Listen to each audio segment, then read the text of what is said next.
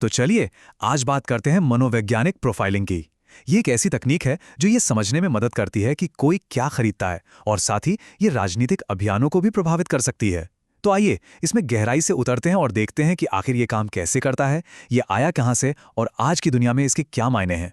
चलिए इस एक नंबर से शुरू करते हैं। 5000। ये वो संख्या है जितने डेटा पॉइंट्स कैम्ब्रिज एनालिटिका ने हर एक अमेरिकी वोटर पर होने का दावा किया था। और ये सिर्फ उम्र या पते जैसे बेसिक आंकड़े नहीं थे।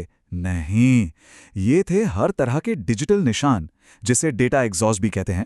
मतलब हमारे ऑनलाइन क्लिक्स, लाइक्स और सर्च से निकलने वाला एक तरह का डिजिटल धुआं। और इसी धुएं से हमारी आदतों और पर्सनैलिटी की एक बहुत गहरी तस्वीर बनती है। ये आंकड़ा हमें फौरन बता देता है कि आज डेटा कलेक्शन का पैमाना कितना बड़ा हो चुका है। देखिए, बिग डेटा और एल्गोरिदम के आने से बहुत बहुत पहले किसी को प्रभावित करने का ये आइडिया विज्ञापन की दुनिया में पैदा हुआ था। ये समझने के लिए कि कैम्ब्रिज एनालिटिका जैसी कंपनियां कैसे बनी, हमें थोड़ा पीछे जाना होगा, 20वीं सदी के बीच में, जब एक बिल्कुल अलग तरह की क्रांति चल रही थी। तो मिलिए अर्नेस्ट डिचर से। इन्हें अक्सर प्रेरणा अनुसंधान का जनक भी कहा जाता है।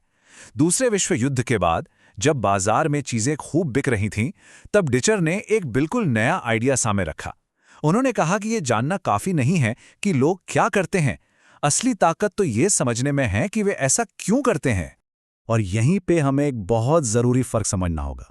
देखिए, जनसांख्यिकी यानी डेमोग्राफिक्स हमें बताती है कि कोई व्यक्ति कौन है, उसकी उम्र, वो महिला है या पुरुष, उसकी आमदनी। लेकिन मनोविज्ञान मतलब साइकोग्राफिक्स, जो डिचर का फील्ड था, वो हमें ये बताने की कोशिश करता है कि कोई व्यक्ति किसी खास तरह से बर्ताव क्यों करता है, उसके मूल्य क्या हैं, उसकी इच्छाएं क्या हैं और उसका लाइफस्टाइल कैसा है। ये बाहरी पहचान से हटकर अंदर की सोच को समझने जैसा था। जिक्टर, जिन्होंने वियना में एक फ्राइडियन मनोविश्लेषक से ट्रेनिंग ली थी, उनका मानना था कि हमारे ज्यादातर फैसले सोचे समझे नहीं होते, वे अक्सर छिपी हुई अचेतन इच्छाओं से होते हैं। उनका काम यही पता लगाना था कि कैसे एक कार सिर्फ आने जाने का साधन नहीं बल्कि ताकत का प्रतीक हो सकती है, या कैसे सिगरेट पीना किसी दबी हुई यौन इच्छा को पूरा कर सकता है। यहीं से ब्रांड इमेज की सोच का जन्म हुआ। तो सवाल यह है कि उन्होंने इन छिपी हुई इच्छाओं को उजागर कैसे किया। बड़े बड़े सर्वे करने के बजाय डिचर ने गुणात्मक तरीके अपनाए। उन्होंने फोकस ग्रुप बनाए, लोगों से गहराई से इंटरव्यू किए, ताकि लोग अपने असली विचारों और भावनाओं को खुलकर बता सकें। ये तकनीकें उस समय के लिए बिल्कुल नई थीं, लेकिन हर कोई इस बात से खुश नहीं था। 1957 में पत्रकार वेन स्पैकर्ड ने अपनी मशहूर किताब द हिडन परसुएडर्स छापी।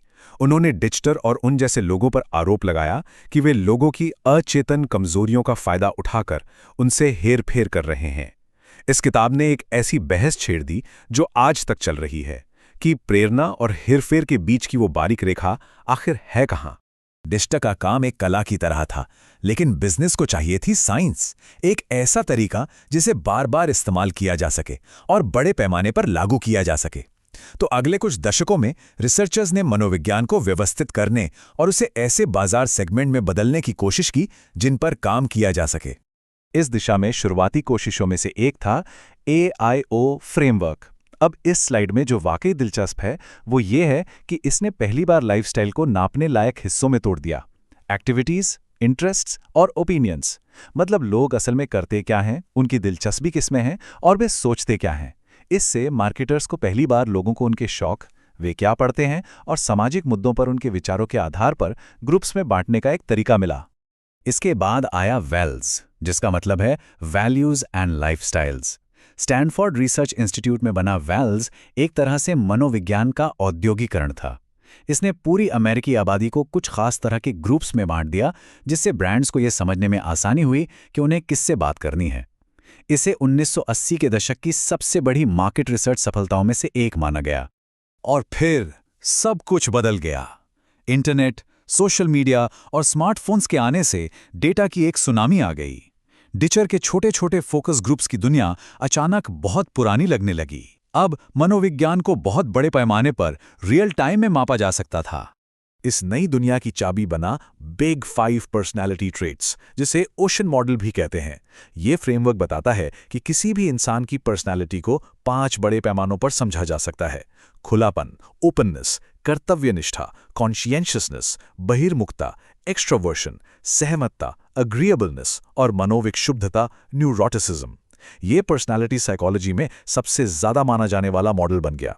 तो सबसे जरूरी बात यह है कि रिसर्चर्स ने पाया कि वे किसी के फेसबुक लाइक्स या ऑनलाइन लिखने के तरीके का विश्लेषण करके उसके ओशन पर्सनालिटी के बारे में सटीक अनुमान लगा सकते हैं, बिना उसे कभी कोई सर्वे दिए। एक स्टडी से पता चला कि सिर्फ 68 फेसबुक लाइक से किसी व्यक्ति के व्यक्तित्व का 85% सटीकता से अनुमान लगाया जा सकता है। ये एक बहुत बहुत बड़ा मोड़ था। और यहीं पर कहानी पूरी तरह से घूम जाती है। डिस्टर की प्रेरणा की तलाश, AIO और वेल्स का स्ट्रक्चर और ओशन मॉडल की कंप्यूटेशनल शक्ति, ये सब कुछ कैम्ब्रिज एनालिटिका के घोटाले में आकर मिल गया। उनका तरीका 3 स्टेप्स का था। सबसे पहले उन्होंने एक ऐप के जरिए लगभग 8.7 करोड़ फेसबुक प्रोफाइल से गैर कानूनी तरीके से डेटा इकट्ठा किया।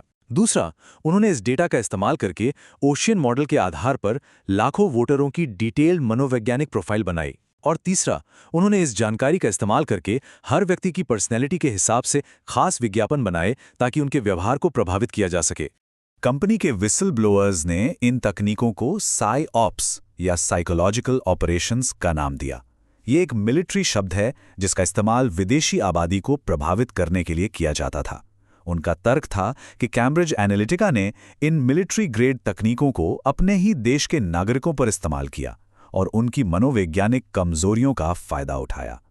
कैम्ब्रिज एनालिटिका 2018 में तो बंद हो गई, लेकिन उसकी तकनीकें कहीं गायब नहीं हुई। वो बस उन बड़ी कंपनियों के सिस्टम में चली गईं जो उन्हें चुपचाप और बहुत बड़े पैमाने पर इस्तेमाल कर सकती थीं। और ये स्लाइड बहुत अच्छे से दिखाती है कि कैसे भाषा बदल गई है। जिसे कैम्ब्रिज एनालिटिका ने मनोवैज्ञानिक लक्ष्यीकरण कहा था, उसे आज के टेक प्लेटफॉर्म व्यावहारिक वैयक्तिकरण कहते हैं। मतलब वही है, बस नाम थोड़ा सॉफ्ट कर दिया गया है। तो ये तरीके आज कहाँ हैं? हर जगह हैं। वे गूगल के एफिनिटी ऑडियंसेस में हैं, जो आपके ब्राउजिंग हिस्ट्री से आपकी रुचियों का अंदाज़ा लगाते हैं। वे यूट्यूब और टिकटॉक के रिकमेंडेशन एल्गोरिदम में हैं, जो आपकी देखने की आदतों से आपकी पर्सनैलिटी का अनुमान लगाते हैं। ये पूरी की पूरी प्लेबुक अब बड़े प्लेटफॉर्म्स के सिस्टम का हिस्सा बन चुकी है। तो हम वापस उसी सवाल पर आ जाते हैं। अर्नेस्ट डिक्टर ने ग्राहकों को बेहतर ढंग से समझने के लिए ये सब शुरू किया था। आज हमारे डिजिटल जीवन को चलाने वाले एल्गोरिथम हमें इतनी अच्छी तरह से समझते हैं कि वो हमारे अगले कदम का भी अनुमान लगा सकते हैं। तो ये हमें कहाँ छोड़ता है? व्यक्तिकरण कब हेरफेर बन जाता है? यह एक ऐसी रेखा है जिसे हम सभी को अपनी डिजिटल दुनिया में पहचानना सीखना होगा।